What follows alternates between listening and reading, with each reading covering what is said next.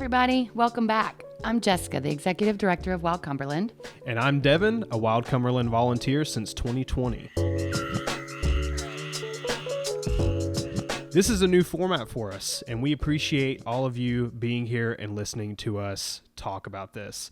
Our monthly email newsletter remains the very best way to stay up to date on issues affecting Cumberland Island and its wilderness. So if you're not subscribed, go to our website and sign up at wildcumberland.org. This podcast is intended to cover most of that information included in the newsletter, but it won't be released until later in the month just due to scheduling issues and unreleased information. Yeah, and I think we'll also begin to include voices and opinions from team members besides myself and Devin, and provide content that is unique to this particular channel. So, as I mentioned last week, we want to hear from you. If you have thoughts, ideas, send them our way. We want to know. Absolutely. Before we dive in, we do want to thank the dedicated and talented volunteers who make this podcast absolutely possible, Yes. Especially Kendrick Dish of Vertical River. Thank you for encouraging us to do this podcast and yeah, exactly, helping us with the technical stuff on that end as well.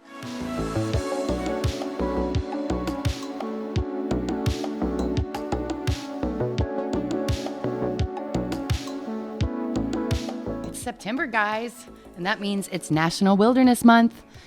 The Wilderness Act was passed in 1964, and that established our National Wilderness Preservation System. For those of you who may be new to the concept of wilderness, it's important to remember it's an overlay designation, and so that means its provisions apply regardless of, or maybe in addition to, any other designation, and regardless of which agency actually manages it. But you can test your knowledge about wilderness, leave no trace philosophy, Cumberland Island, and more with us all month long. That's right. We are launching our first ever virtual trivia fundraiser every Wednesday through September, starting at 7 p.m. It'll last about an hour. Come out, flex your knowledge. Don't worry, you don't have to be a huge history buff or a scientist or anything like that to win. We'll have multiple choice questions, true, false questions. In other words, anyone can play. Exactly. Anyone can play. So grab you and your person, whatever, Your sign book up. club, your art club. Exactly. Hiking club. First place is going to receive a prize, obviously. We're going to be hosting raffles throughout the game. Everyone has a chance to win throughout the game, no matter if you're in first or last place. It's going to be a random raffle. You can walk away with brand new outdoor equipment, t-shirts, books, whatever, and more, Plus, your participation helps make our work possible. All of the proceeds will go back to the organization in helping protect Cumberland Island, Georgia. So join us every Wednesday in September at 7 p.m. for this trivia series. Excellent. Thank you, Devin. I can't wait. I can't wait to see who wins every week, and I'm really excited about some of these raffle prizes. So I'm excited for it as well. I'm excited for people to come out, flex their knowledge on us, learn more about Cumberland Island, and at the end of the day, help this organization help the island. Absolutely. Now, because it is September, we are right in the middle of hurricane season, which officially runs from June 1st through November 30th. So FEMA actually identifies September 10th as the season's peak. So most activity happens between mid-August and October. We're in it. We're right in the eye of it. Right in the middle. And for those of you who were asking, the seashore was evacuated in August, late August, to Hurricane Idalia, but has officially reopened as of Friday, September 1st. That came through fast. That one hit and was gone just like that, right? It was I just think we were basically fortunate that it didn't do more damage. Yeah. And it's the later season storms that I think typically interrupt the visitor experience and cause the most damage. As it starts getting a little cooler. We're only halfway there. Yeah. Can't wait. In fact, some of our volunteers have been looking a little more in depth about the number of weather-related closures that the seashore faces. So if this is something you're interested in helping out with and you like to crunch numbers, give us a holler. Now, jumping right into it, in local Cumberland Island news, we have an update on the topic of feral hog management. So in case you didn't know, the National Seashore of Cumberland Island recently announced it will receive $760,000 via the Inflation Reduction Act. Almost $1 million to help control the feral hog population. And how are they going to do that? That's a great question. I haven't seen a plan for that, but I'm sure there is one. And it's certainly a priority to help protect the number of habitats, endangered species habitats that we have occurring on Cumberland Island. But it's interesting to know whether they're going to attempt to completely eradicate the population once. Or just control, right? If it's just going to be supplemental to continue to get a better handle on it. Sure. So right now, this is just kind of a blanket cause, right? Well, right now, this money has specifically been set aside just for the hogs. And Cumberland Island National Seashore, it seems, will be supporting other park units with this funding. Okay. So maybe they feel Cumberland's got a handle on it, and they're going to lend some expertise to other local park units.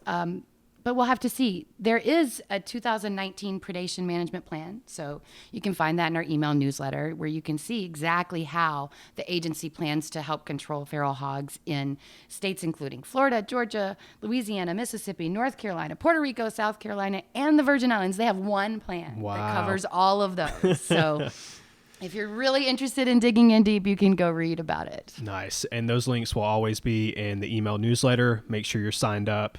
Speaking of feral animals, not to mention we've been beating this cause to death, right? This is about the feral horse population. There has been some interesting media coverage on this topic. Can you give us a little bit more information on that? Absolutely. Well, I want to remind everybody first, too, that we are going to host a more in-depth discussion about this particular issue. So you can find that link again in our email newsletter. Make sure you're signed up to participate in that broader discussion specifically about this. But yeah, this month there have been a couple media pieces that were interesting. The Fernandina Observer has a pretty thorough update on the legalities of the issue, but there was a more entertaining letter to the editor submitted to the Camden Tribune and Georgian called Straight from a Horse's Mouth. So a horse gave a visitor a letter to the editor and asked them to publish it in the Camden County paper. So you can hear directly from Cumberland Island's horses Straight yourselves. from the horse's mouth, right? Got it. Horse whisperers out there. You got it. Don't forget, there's a link in our September newsletter where you can sign up to be notified when we schedule a separate in-depth discussion about the issues facing the island's feral horse population. Might even be a podcast episode on its own. Just stay tuned on that. Moving on, the Sea Camp bathhouse renovations are officially done. They completed that at the end of July. That's a big deal. Yeah. People have been waiting really anxiously to have more than the 2 toilet stalls, a hand washing sink, and a shower than they've had for, 16 campsites, 2 group sites, and all of the day visitors who pass through. The most popular area of the island. Visitors are really excited about having permanent facilities back. But I will note that there has not been, to my knowledge, a change in the number of individuals they serve. So we want to hear from you guys. So still the same bathroom, basically, still the same amount of people. I think so. Yeah. So when I look at this bathroom renovation, what really sticks out to me, I guess, is the concrete pathway, because you don't see that really on the island. You can find this photo that Devin's talking about where you can see the new completed bathhouse either in the email newsletter or on our website so that you have sort of some visual context.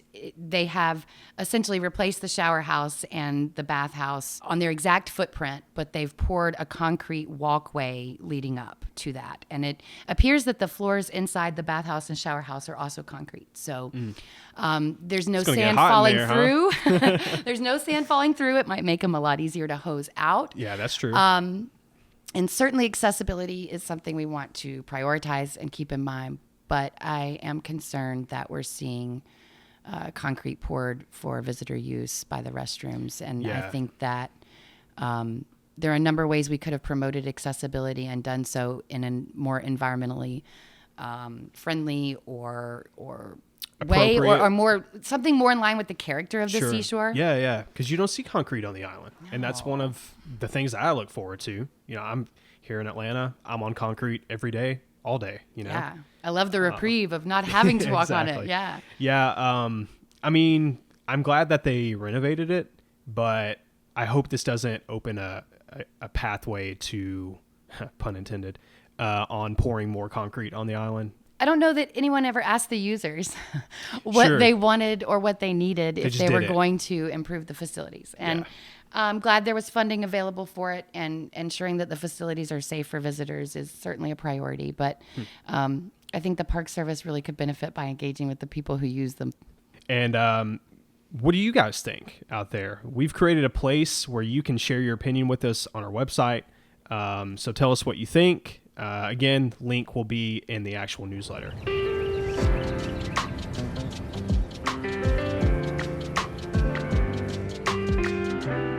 This is an important update. The Georgia Department of Natural Resources Board recently appointed a new commissioner. And for those of you who followed this particular position, the former commissioner left the agency to join the Jekyll Island Authority, where Walter Rabon, it's my knowledge, I think that's how you say his last name, Rabin. I apologize if I've mispronounced his name. Please, someone write me, email me, correct me. But yeah, so we will be curious to see how his role transforms the protection of our natural resources. Now, traveling in Camden County, that can be dangerous, right? Yeah. If you travel to and from the seashore with any regularity, you're aware of how many automobile accidents actually occur in Camden County. Yeah, it's sort of fireside chats often frequently include the alternative routes we've had to encounter when interstates are closed because of accidents or fatalities. And more than one of us have missed a ferry boat because of the traffic. Held up in traffic, right? So I've been there. I do think it's relevant for visitors to discuss safety of the roads leading to the seashore. 60,000 visitors a year are traveling to the seashore. That's a lot of visitors on the roads. And recent news coverage from our friends over at The Current actually pointed out that Camden County Sheriff's Office lost its own insurance coverage at one point. Now, they have it back, but they're paying maybe a little more for it. Yeah, and definitely. It was because of misconduct on behalf of its deputies, like car crashes and damaging pit maneuvers and things like that. So in the last 8 months, 5 deputies have been charged with violent incidents too. And then you add to that, there's a whole nother third piece. The sheriff has an ongoing lawsuit with the county accusing them of underfunding the agency altogether. There's a lot going on in terms of public safety in Camden County, an area that is also known as what they call a speed camera community. So it's identified as an area where they actively use cameras to enforce speed violations. And, all of that combined, when you're looking at the number of closures and the number of visitors on those highways and the number of fatalities that are happening on those roads, and Sheriff's Office being underfunded and or uninsured, right, is something that I think those 60,000 visitors should know. Right. And I want to know if it affects people's plans to visit the seashore. Yeah. Maybe they didn't know, but will it affect their plans? Let us know. You can email us. Actually, Jessica, you can email her at email me directly. Jessica@wildcumberland.org. You can also email me if you want. I'm Devin at wildcumberland.org. He's cuter too. I'm a little less important. Anyway, the dreadful spaceport Camden. Insert special sound effect here. Yeah, we're still talking about it. If you're interested in tracking the most recent updates on this, The Current right. They've done an excellent job of tracking the money that's just been absolutely wasted on this spaceport Camden. It's almost $12 million so far. Yeah, even on publicists and things to make people like us be quiet. So let's not spend any more time there. Right, yeah. Hey, $12 million would have went a long way with these other issues that we've been talking about Sheriff's here. Office. So St. Mary's Riverkeeper. We absolutely love our Riverkeepers. Yes. They do fantastic work. But don't miss your chance to help support the St. Mary's Riverkeeper and learn about the ecosystems and communities adjacent to Cumberland Island. Whether you're interested in cleanups, paddling adventures, or a virtual lunch, or anything like that, St. Mary's Riverkeeper has no shortage of opportunities for our supporters. So you can learn more about that from our newsletter. We try to cover the details that we think our supporters will find valuable in this newsletter. So in case you missed it, Our friends over at Wilderness Watch were recently featured on a National Parks Traveler podcast. Yeah. Listen to the discussion centered on wilderness, humility, and restraint, and restrictions and exceptions. Those are some tough topics, Right? man. That's a tongue Worth a twister. listen. This National Parks Traveler recently published an opinion piece entitled "Factoring the Ecological Value of the National Park System That You Might Appreciate." Is it ecological, ecological? How do you pronounce that? Listeners, what do you think?